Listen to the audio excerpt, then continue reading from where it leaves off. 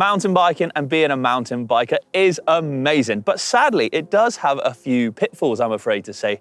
I know, some of you won't want to hear it, but it's true. There are the odd bad point about it. But don't worry, today I'm going to highlight a few of those, so hopefully it helps you avoid them. So sit back, relax, and here are a few of the worst things about being a mountain biker so that you don't have to go through it.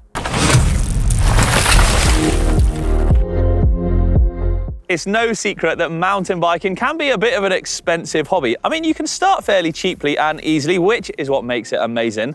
But when the bug bites, and it will, well, then you're gonna wanna start upgrading parts, all your kit, your clothing, your helmet, maybe your whole bike, and it all adds up. Couple that then with the fact that the cost of even the simplest of things can really start to rocket up. Well, then you better get your credit card ready. Sadly, there's a double whammy as well. With the crazy times that this world is going through, it's meant that the cost of raw materials and parts themselves have become even more scarce and more expensive, which has had a knock-on effect to the consumers, which is so annoying. But shop smart though, have a little look around and you can still find bargains out there. It's a dangerous game, this MTB lark, but it is a hell of a fun game at the same time. But sadly, with that danger comes the inherent risk of injuries. Yes, they suck. But pushing boundaries, riding on your limits, it's just unfortunately what comes part and parcel of the ride. It's inherent that when it comes to riding, you want to push yourself and progress. That's only a natural feeling. But with that does come a quite large element of risk. Obviously, learning and pushing those boundaries means that you've got to go outside of your comfort zone. So that could be a big jump or a bit of a gnarly rock garden like this one behind me. It's almost better to know that a crash may well happen one day sooner rather than later than never at all. If it never happens at all, then maybe you're not pushing those boundaries hard enough. So take it steady, learn, go easy. A small crash is better than a massive crash, and enjoy it along the way. Whew, crikey. Well, what I would say though is that don't let it put you off. Embrace it, and it'll turn you into a better rider in the long run. Ooh, right, let's have a go at this one, I think.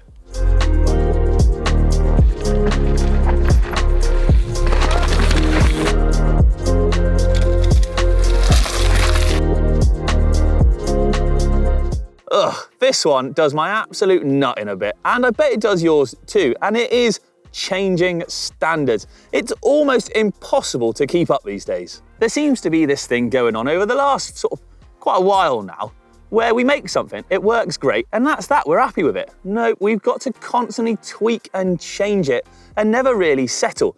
And because of this, it means, well, it just makes things a bit of a bloomin' nightmare.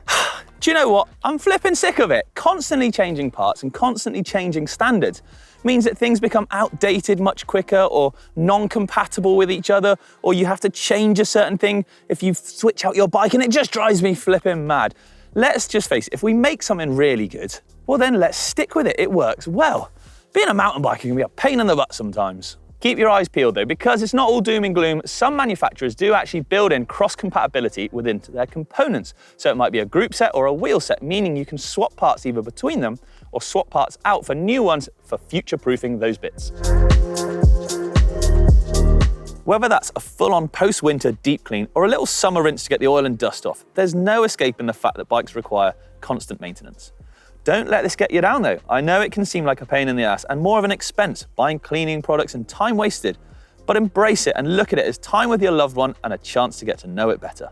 That time cleaning though can give you the opportunity to get to know your bike a little bit better and maybe give it a bit of an inspection as well. So if anything's broken or damaged or wearing out, well then you might pick up on that slightly quicker than if you were to neglect it a lot and just, chuck it over there and not bother cleaning it. So it's well worth giving it a go now and again. Winter, some loathe it, some love it, some like myself come to somewhere else to escape it. But as a mountain biker, there's no denying the fact that actually you're gonna have to ride it in the winter at some point, and it's a muddy affair. Shorter days and longer nights can mean it's an absolute eternity, or it seems like it anyway, until you're gonna get out on your bike for the next time. The brave and dedicated amongst us, well, they might well just venture indoors onto the turbo trainer, but for a lot, that doesn't simply cut the mustard, does it? It's just not good enough to being outdoors. Those that are brave and dedicated, who venture out in the week, in the nighttime, no matter what mud, slop, rain, hail or shine, well then it seems like that bloomin' washing machine just doesn't stop spinning and the pressure washer is flipping on non-stop. So this mountain bike lark. It can get muddy, it can get grim, but you'll still be smiling. Don't let the mud scare you away. There we go then, some of the worst things about being a mountain biker, but it's not all doom and gloom because the positives far outweigh the negatives. Let me know below what you reckon to maybe some other negatives out there are. I don't think there are any, but I'm out of here. Thank you very much for watching, everyone. I'll catch you next time. See you later.